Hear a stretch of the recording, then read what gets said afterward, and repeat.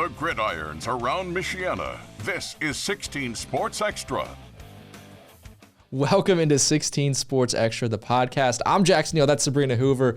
Today we're talking a little high school football. Yes, definitely. In the Michiana area. Every time you intro, I always think you're going to be like, the place to be. The place to be on a Friday night. No, this is not a Friday night. This is a Monday afternoon at 3:30.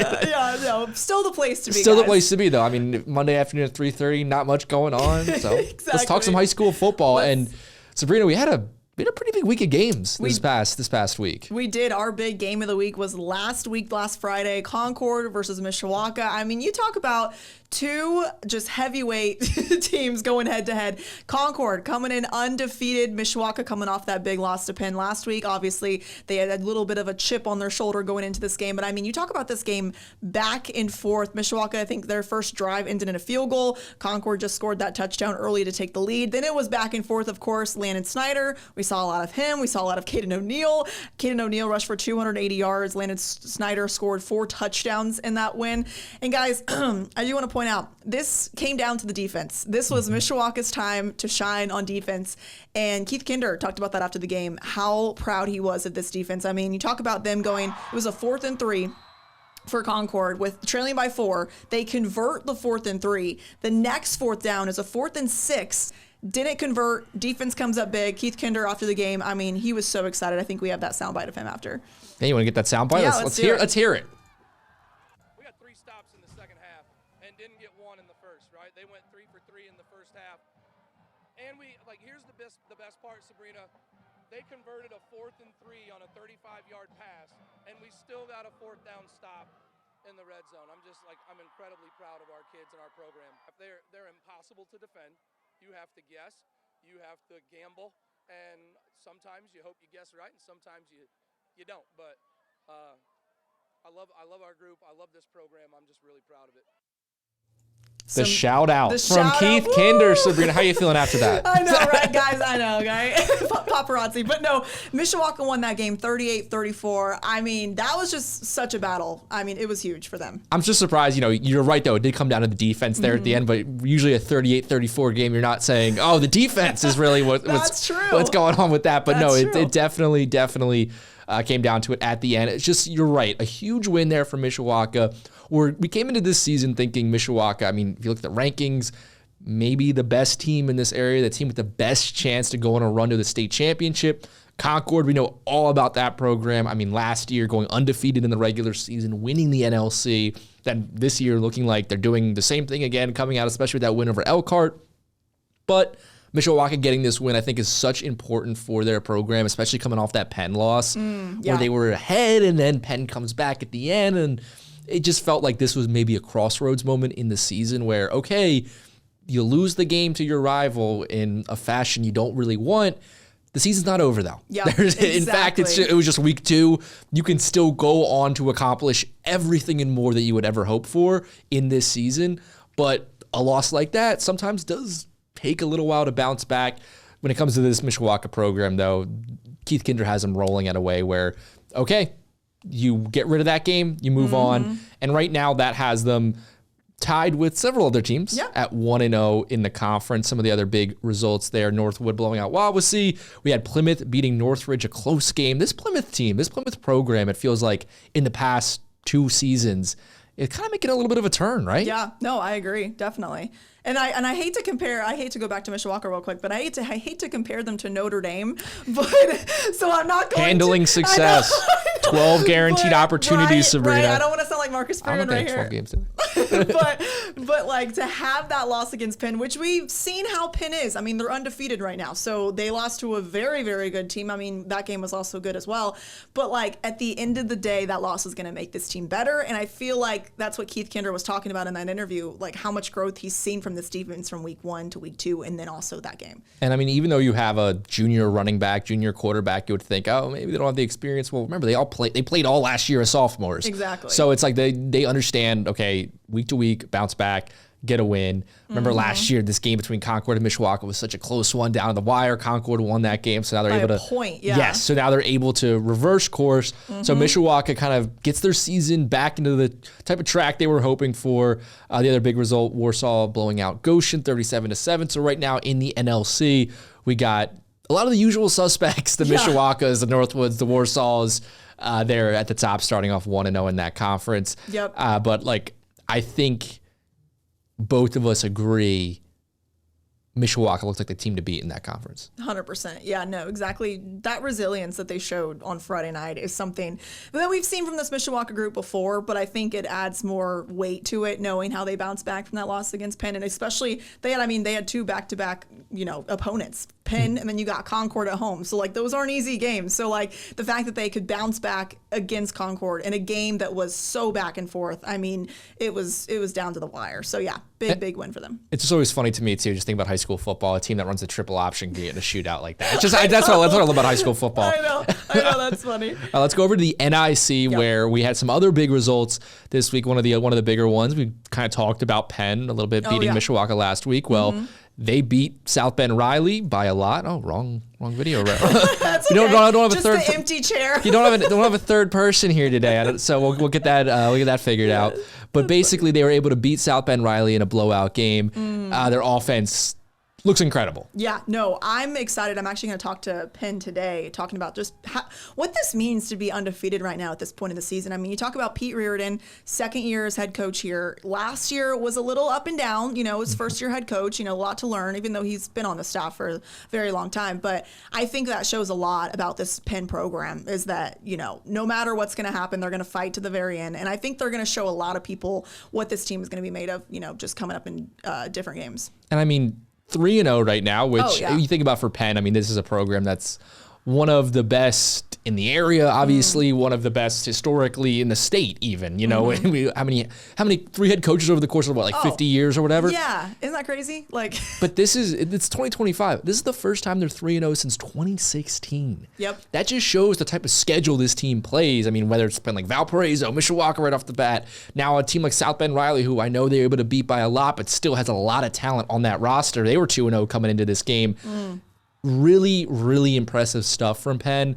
I think Landon Hall, he's coming in as a quarterback now. He is very, very good as a dual threat option for that offense and for that team. And like you said, last year might not have been up to the usual Penn standard. Right. This season, you can't talk about the NIC race without talking about Penn. No. And then I also want to point out another South Bend school. I know we're looking at Riley right there, but South Bend St. Joe in Marion, the Holy War coming up on Friday. I mean, South Bend St. Joe is another team. They're undefeated right now. So, I think that's another team that I'm keeping my eyes on for, knowing how good they can be, how good they are right now. But I think seeing their potential right now is it's just huge. No, I mean, this is a team that I've been able to get eyes on for a couple weeks now. I even saw them in a scrimmage and everything. And right here is their game against New Prairie, where you see, Reed Robinson has that great run and that touchdown. After that, it was all St. Joe. They won 43-13. Crazy. I know New Prairie has kind of struggled this season. New coach. We saw last week they lost big to Northwood, but this is still a really good program. It's still a program with one of the better quarterbacks in the area, and Reed Robinson. To beat New Prairie by 30 points is very, very impressive. When I look at this St. Joe team, they play defense they're so physical on the defensive side of the football. Franco Biffle running the football. They just have some playmakers on the outside. That Crinity returning that kick for a touchdown was incredible. They have a lot of the pieces you would want in a team that wants to compete for a conference title. And I think we saw it last year kind of coming together. It feels like it's really being put together this season. Yeah, and this Holy War, it's big knowing that it's the Holy War, but I feel like, Marion being a young squad as they are, going into the season we knew that the talent might not be up to par, but I think still this is going to be a good game to kind of see where these two teams are at, especially St. Joe, how much they can kind of just succeed up to this point. So I'm excited for that one. No, I'm very excited as well because we're seeing Marion, they beat South Bend Adams this past Friday night, 21-0, which was impressive, especially because thinking about for Adams, I've kind of come away, especially after that first week when Adams got that big win over Culver Academies, impressed with the Eagles. It feels like Frank has his program moving in the right direction. There's still a couple pieces, obviously, this losing, they lost their last 2 games, but it's definitely a reformed Adams squad, and you could tell there's a different energy on the sidelines with that team. So to shut them out, I think is very, very impressive. And we've been seeing this Marion defense. They've really stepped up.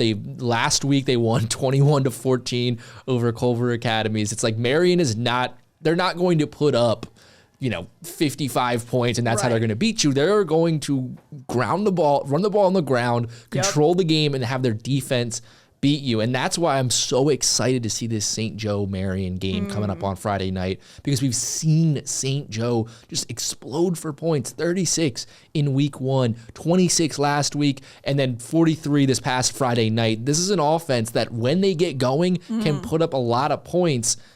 But Marion, you're seeing these defensive highlights right here, a sack, then a fumble return for a touchdown. That makes it very, very difficult to score. Yeah, and this is a rivalry that's always fun, right? Like, I feel like the first game or 2 that I went to was one of them was the Holy War last year. So, it's always fun. It's always exciting to see these 2 teams play. But again, you're right. You never know what kind of team you'll see that night from Marion, right? So it's going to be interesting to see, especially with South Bend St. Joe going into this undefeated. So I'm excited. And it'll be at St. Joe. So that's going to be our 16 Sports Extra game of the week on Friday night. Sabrina, you're going to be going live from there, so that's pretty exciting. Let's just touch on one more game from the NIC, and that was Elkhart at South Bend, Washington, or at School Field over there in South Bend. I was at this game. You're going to see in our highlights, I was there for the first quarter and a half. Jaden Lineberry for South Bend, Washington. I mean, interception right there. Huge catch right here. And then the next play is going to be him where he's going to be punting the football, but as a tough snap, and then he just runs for the first down. Does it all. Defense, offense, special teams. I don't think I've ever had a highlight where a player did that in a game, and especially against Elkhart, which has a lot of talent on defense. But it feels a little bit like the same from last year with Elkhart, where for the Lions, very, very talented. Very good. You see players like Gage Clemens, especially on the defense, get through and get the sack, and it's very tough to move the ball against them. But the offense was just slow. I know they ended up scoring 34 points, but in the first half, it was scoreless through the first quarter. It was just kind of a sloppy game.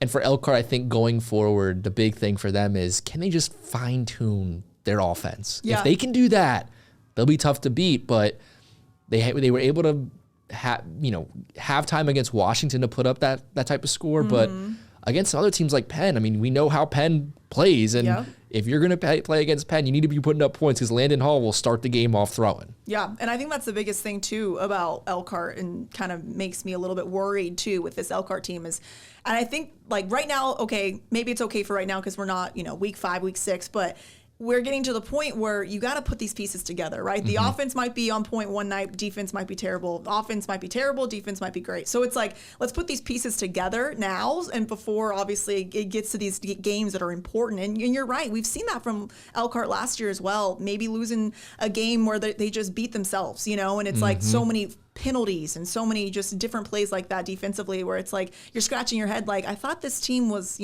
up to par last week, so I think that's the biggest question mark is like, can they put both pieces together, especially having that new quarterback in Michael Jarrell on Elkhart. Yeah, and I think that's a good point right there. It's something that we have to discuss this season, and it's something we never really had to discuss, I think, ever in high school football. It's a college football conversation, the transfer quarterback.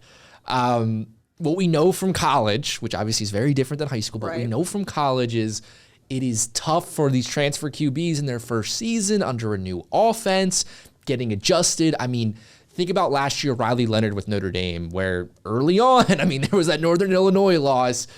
Even though they won against A&M, it wasn't like he was lighting the world on fire in that game. It kind of took a while for him to find his footing. We held a tracker when he threw his first touchdown pass. It kind of took a while for him to find his footing. And now in high school, it's good. The learning curve is probably even higher in terms of just like, it's a high schooler trying to learn a new offense. It's not a guy who's in the NFL, right? Who's about to go to the NFL.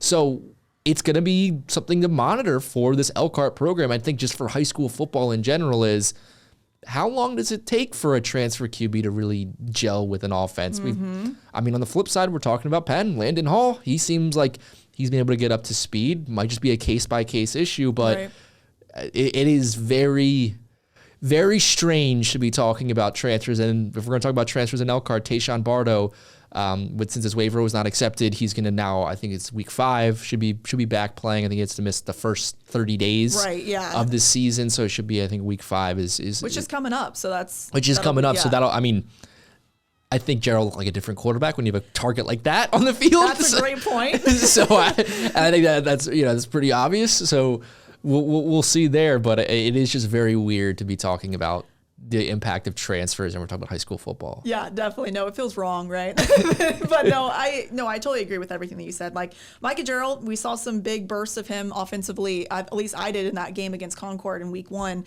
and I know what he can do, right? I mean, we saw how many points he puts up, each week. But it's like, again, gelling, just like you said. Can he continue this consistency each week? So I think they got a lot of stuff to work on, but. Good thing it's not in, we're not in week 8, right? We're not in week 9. It's September 8th today. So he's got time. Plenty of time. Yeah. So before we wrap up, let's just kind of go around to some other, big scores. I want to go to the Indiana Northern State Conference. We saw some big things. Jimtown, last second went over Fairfield. There's a couple of different areas we could go, but I think we have to talk about Knox and what is going on with Miles McLaughlin, because let's talk about 72 points. Exactly. 72 points. And in those 72 points, 436 yards and 9 touchdowns on the ground for Miles. Week 3 is over. Yeah. He has 1,054 yards in the season, according to what I've read online. That is insane. So we're talking the single season rushing record is 3,536 yards set by Columbia East Markel Jones back in 2014. The single game record is 581 yards, which was set back in 2013. The scoring record is 10 touchdowns. He had 9. Like, he is very, very close. I mean, he ran for Knox ran for 2,800 yards and 42 TDs in 2024. So there is. And it's another undefeated team that, like, from what we've seen, especially from him, this offense is explosive. We already know that. If he continues on this pace, I mean, we're talking like, I know we brought this up last year with North Judson, and then it ended up, not being the case really. But like, if Miles continues on this pace, we're talking like Jack Kaiser at Pioneer. Oh, 100%. Like that is like the only, like, I don't know what other comp to give at that point. Yeah. If you're these numbers. I play college football video games. I can't even rush for these numbers in that game. Like, these aren't even video game numbers. Yeah. If I was rushing like this in a video game, I would turn it off and be like, it's not realistic enough. Yeah, like it's too easy. Like that's insane. So insane. We'll just keep an eye on him. Yeah, 100%. Other than that, just Niles, a really tough win over Lakeshore. Impressed by Lakeshore to hold Niles to just 16 points. I think that was just.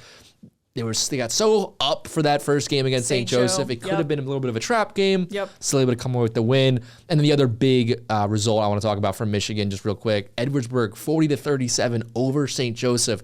So the Bears, a team that was ranked pretty high coming into the season, they're 0-2 against some really, really good competition. And for Edwardsburg, that is a statement win in my mind, going to St. Joseph and being able to beat them by 3 points. So the Eddies looking pretty good. I'm excited to see them. Yeah, definitely. So Michigan schools got to keep our eyes on for sure. Yeah, so we got plenty of stuff to be checking out. We're going to have plenty more coming up. Obviously, this Friday night, 16 Sports Extra returns at 11 o'clock on WNDU.